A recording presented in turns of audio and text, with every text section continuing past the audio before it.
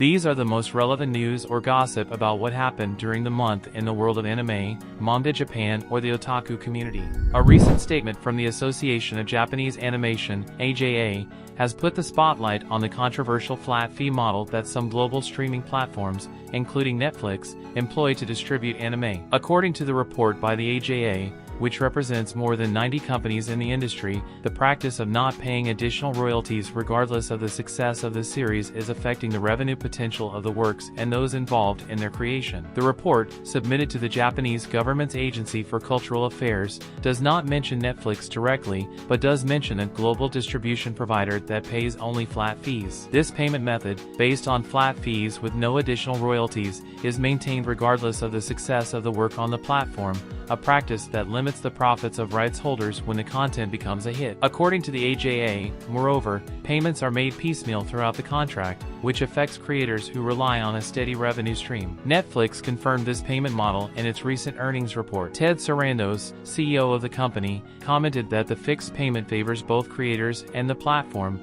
as it assumes all financial risk, allowing producers to focus solely on their work. However, this model has been criticized because the high licensing fees paid by Netflix generally benefit production committees and do not directly reach creators or subcontracted studios, who often work under unfavorable conditions. On October 29, 2024, the first arrest was recorded in Japan related to the operation of a transcript-based anime spoiler site. Miyagi Prefectural Police arrested 3 individuals, including a man residing in Shibuya Ward, Tokyo, on suspicion of copyright law violation. The defendants operated an online site that published detailed transcripts of the complete story of the anime Overlord, owned by the Kadokawa Company and other production entities. This site published dialogue, character names, settings, and other plot details without permission from the rights owners, supplementing the content with related images. According to CODA, Content Overseas Distribution Association, this is the first time in Japan that the operators of an audiovisual transcription site have been arrested. The investigation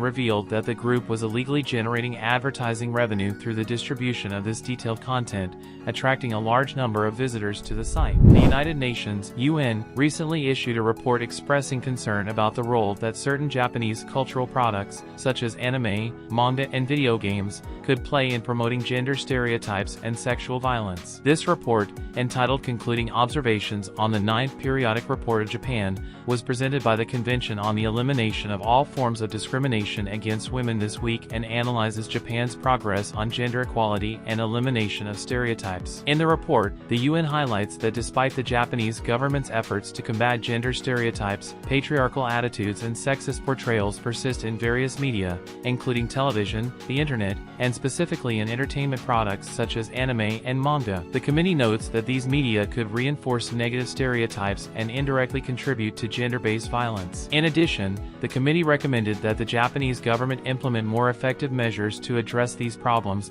suggesting that a comprehensive strategy be adopted to address the production and distribution of materials that, according to the report, perpetuate harmful stereotypes. This includes not only regulating content, but also promoting more positive and balanced portrayals of women in popular culture. Among specific recommendations, the UN report urges Japan to implement proactive and sustained measures to eliminate patriarchal attitudes and gender stereotypes in Japanese society, train public officials and the media to use inclusive language and promote portrayals of women as active figures in social development, strengthen vigilance over the production of pornographic material, video games, and animation that reinforce gender stereotypes and sexual violence. The impact of this criticism on the anime and manga industry has generated debate both in Japan and internationally. Many argue that, while it is true that some content reflects stereotypes, anime and manga have also been vehicles for highlighting complex social issues and promoting gender equality. On the other hand, there are those who believe that the UN recommendations reflect a lack of knowledge about the diversity and complexity of the Japanese entertainment industry. In recent years, the Japanese content sector, such as anime, manga, and film, has reached a value in exports that competes with traditional industries such as steel and semiconductors. This has been a recurring theme at several recent government conferences, where interest in this industry has been highlighted as a sector with significant growth potential. In particular, overseas anime sales have grown exponentially, doubling in market size over the past decade. The popularity of anime in the US has reached a different level, commented Aimi Shimizu, producer of the anime licensing division of Dentsu Incorporated. According to a survey the company conducted in 2022, 44% of young Americans in Generation Z, ages 18 to 24, said they watch popular anime. For these young people, anime surpasses even traditional sports like the NFL in popularity. Some 20 years ago, anime fans in the US used to be considered geeks, Shimizu explained. Today, however, it's common to see young NFL fans uploading YouTube videos talking passionately about Jujutsu Kaisen,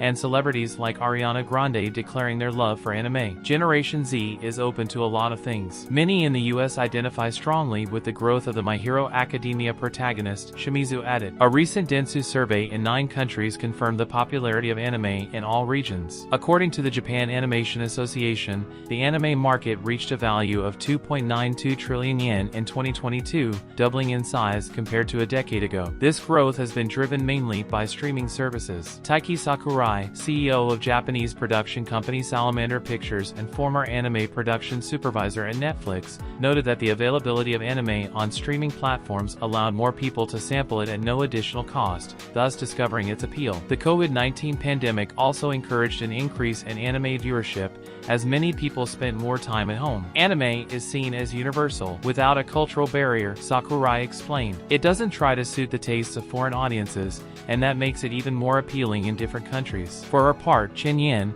an associate professor at Kyoto Seika University and president of an anime production company, commented that even anime villains have detailed backstories, which keeps global audiences interested. The day will never come when people around the world stop watching anime, said Chen, who grew up watching anime in China before moving to Japan. However, Chen noted that the popularity of anime overseas is still not fully appreciated in Japan. I hope Japanese people will see anime as an important part of their culture, he said. Kei Sato, a professor at the University of Tokyo, highlighted how anime has motivated international students to choose Japan as an academic destination. According to Sato, high-achieving students in his lab decided to study in Japan after coming into contact with anime during their childhood. This cultural phenomenon is seen as an advantage for Japan in a context of economic decline. It is necessary for the Japanese to reconsider what their country can offer the rest of the world, Sato concluded.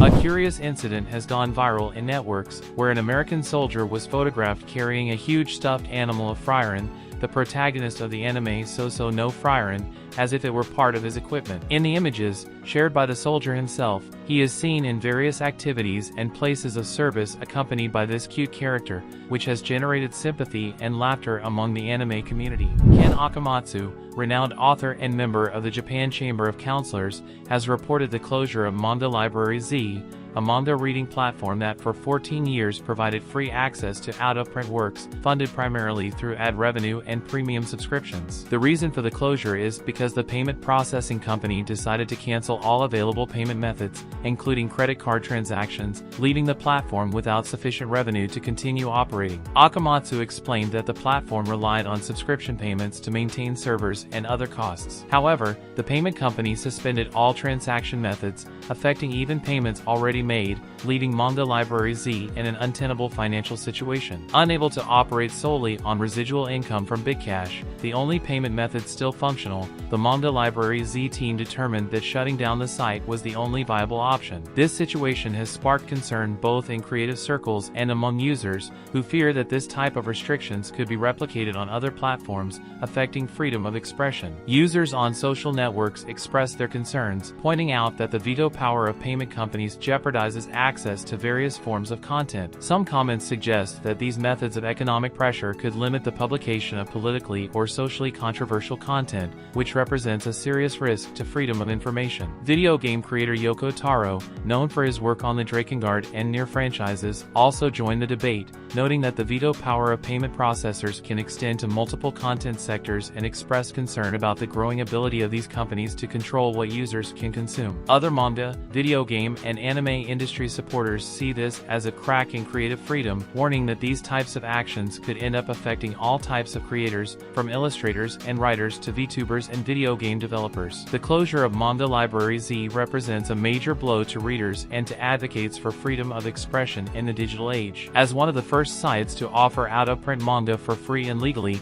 its closure sets a troubling precedent for the role of financial companies in regulating access to cultural content in Japan. The popular Japanese retail chain Melonbooks, known for specializing in the sale of doujinshi content and adult material, has announced that it will suspend payments with Visa and MasterCard credit cards in its physical stores and on its online platform as of December 19, 2024. The news was shared through an official statement on its website, in which the company apologizes for the inconvenience this measure may cause to its customers. As of this date, Melonbooks users will only be able to use JCB and American Express cards to make their online purchases. However, the company said it is working to resume the use of Visa and MasterCard in its physical stores during the second half of December, although availability may vary depending on the location of each store. In addition, the chain previewed the launch of a new service called Melon Tenpo Kesai or Melonbooks in-store payment, which will allow users to pay for their online purchases directly at physical Melonbooks stores. This announcement comes at a sensitive time for the doujinshi community and manga consumers in Japan, especially in the face of a growing perception of indirect censorship imposed by banking institutions and payment service companies. The situation has generated a wave of comments on social networks, with users expressing both their frustration and their theories about the motivation behind this decision.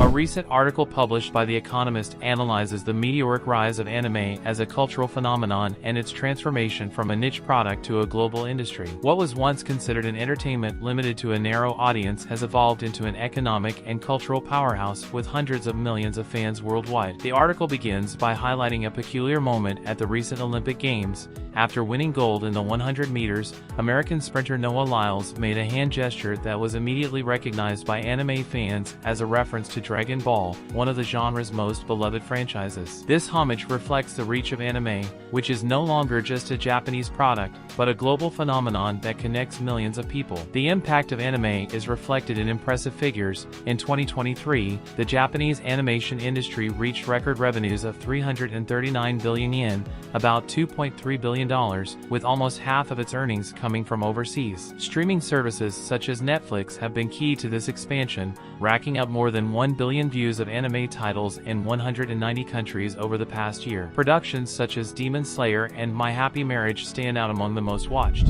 According to a Reuters report, Sony is reportedly in advanced negotiations to acquire Kadokawa Corporation, one of Japan's publishing, anime, and video game giants. Although both companies have declined to comment on the talks, close sources suggest that the deal could be finalized in the coming weeks. Currently, Sony already owns a 2% stake in Kadokawa and also has a stake in From Software, the Kadokawa subsidiary known for developing the hit video game Elden Ring. If completed, this acquisition would mark a massive strategic move for Sony, further consolidating its dominance in global entertainment. Kadokawa, a conglomerate ranging from manga and light novel publishing to anime and video game production, includes in its portfolio studios such as Doga Kobo, ENGI, and Kinema Citrus, as well as flagship titles such as Re-Zero Starting Life in Another World and Konosuba, God's Blessing on This Wonderful World. For its part, Sony already controls major players in the anime industry, such as Aniplex, and owns distribution platforms such as Crunchyroll,